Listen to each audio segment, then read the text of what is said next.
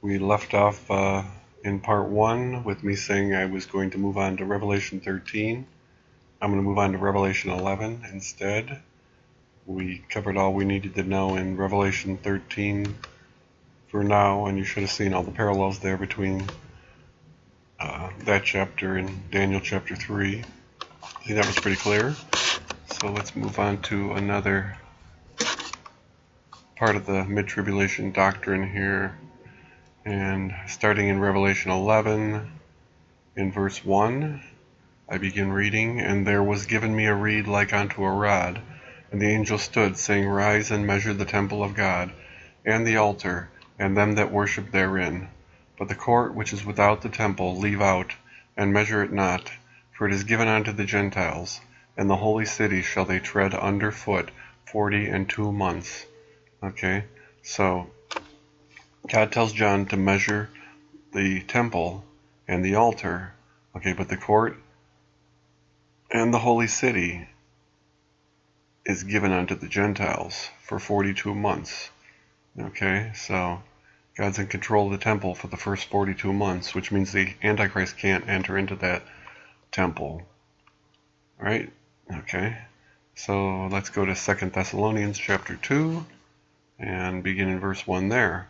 "Now we beseech you, brethren, by the coming of our Lord Jesus Christ, and by our gathering together unto him, that ye be not soon shaken in mind, or be troubled, neither by spirit nor by word, nor by letter as from us, as that the day of Christ is at hand.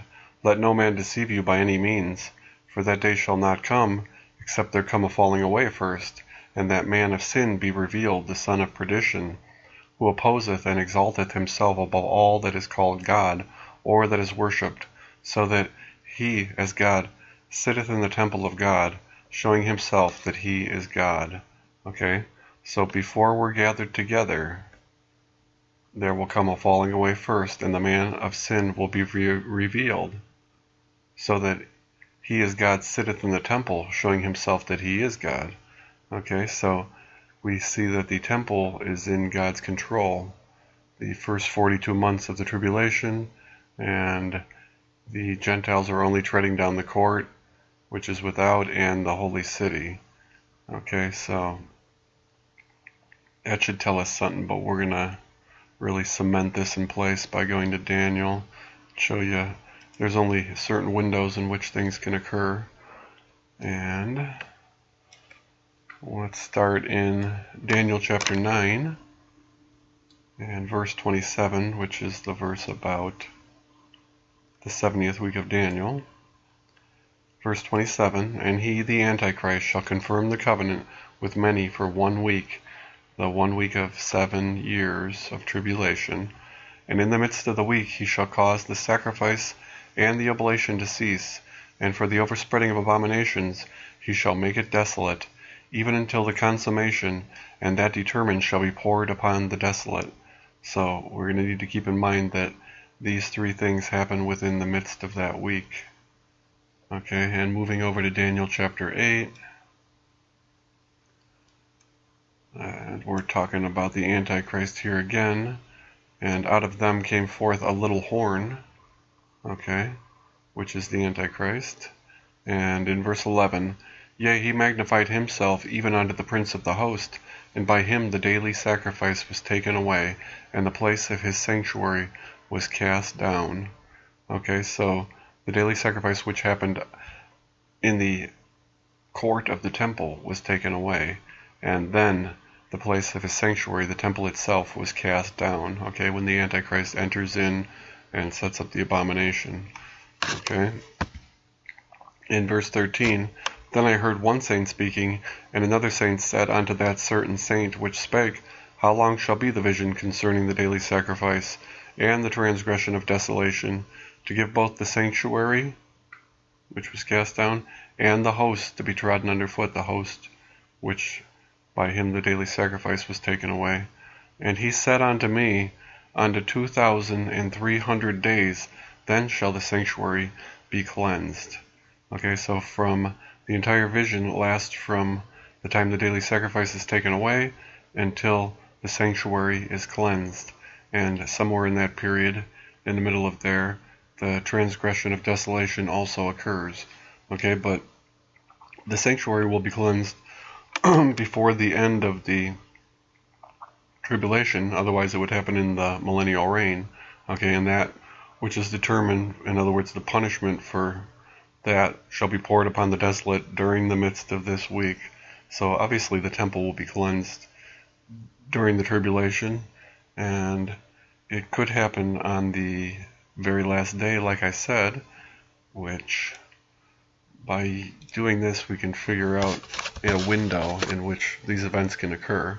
Okay, so we'll need to know this. The tribulation is 7 years. A year in the Bible is 360 days. 7 years times 360 days equals 2,520 days. So there are 2,520 days in the tribulation. Right? Okay, so from the time the daily sacrifice is taken away until the temple is cleansed is 2,300 days. Okay, we saw that. Okay, the sanctuary must be cleansed before the end of the tribulation, and I told you why. Okay, if the sanctuary were cleansed on the last day of the tribulation, day 2,520, the daily sacrifice would be taken away 2,300 days earlier, on day 220 of the tribulation. Now, if the sacrifice were taken away on the first day of the tribulation, okay, we know it has to happen during the tribulation, it happens during the midst of that week, then the sanctuary would be cleansed on day 2,300 of the tribulation. So that's where we get our window here. So from 0 to 220 days, the daily sacrifice will be taken away.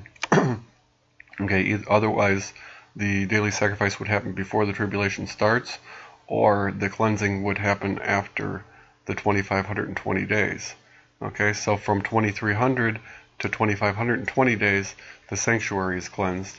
Otherwise, these events would occur outside the 2,520 days of tribulation.